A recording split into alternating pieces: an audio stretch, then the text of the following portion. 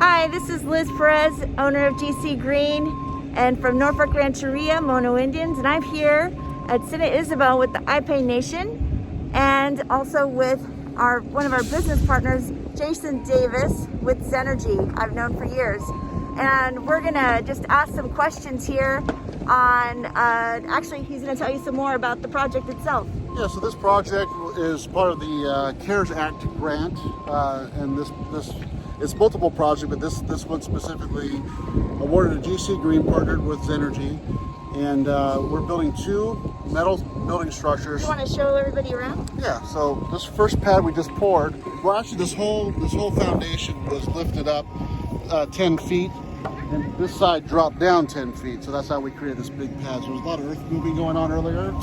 You can see it drops off the hill down there. So this is all new hill, new slope to create this big pad. Then we put up the keystone wall a couple weeks ago. All the underground utilities are done. This pad is the 40 by 60 tribal office building. Will be 2 stories, office space. The one we're about to pour right now is 75 foot by 40 foot, and that's also 2-story, and that's a multi-purpose building. There's going to be a 5-foot catwalk for people to exercise and walk during the winter time. And down below some office space, kitchen, dialysis center, and then just a big open space down below for multi-purpose use. And in between the 2 buildings will be a big solar carport. And under the solar carport is where they're going to have outdoor events. So it's not really just a parking space. We're building it to have misters and lights, and they can use it for outdoor events too with shade. And this solar carport will also provide power not just for these 2 buildings, and a future building that'll go along here. I don't know if you point the camera this way. There's going to be a future building here.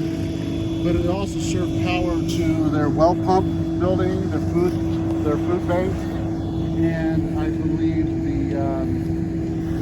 I forgot what the other building's called, but there's another center up the street here we're going to provide power for. Another part of this project, it's secondary to this one, is we're putting up 4 generators, and then for the tribal members, we're putting backup batteries in their homes because we're in a high risk, high fire threat zone, and also public safety shutdown zone. So they have their power shut down all the time. Whenever there's high winds and it's really hot, or fire conditions are high, they'll have 4 hours at least, 4 hours of backup batteries. And so right now we're starting to pump and form pad 2, and we can walk that way. They're finishing pad 1 now. That's just a finisher.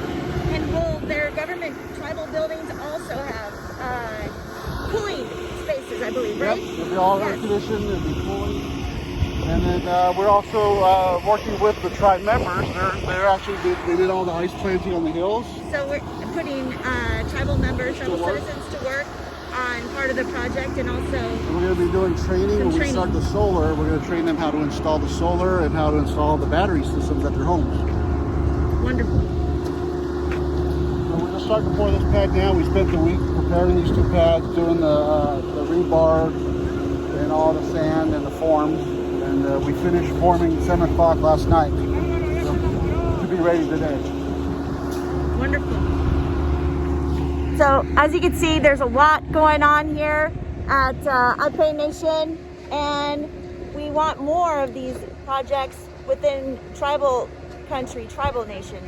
And definitely the benefit of all of this is that we're taking a look at addressing climate change with clean energy solutions, and also building the energy economy.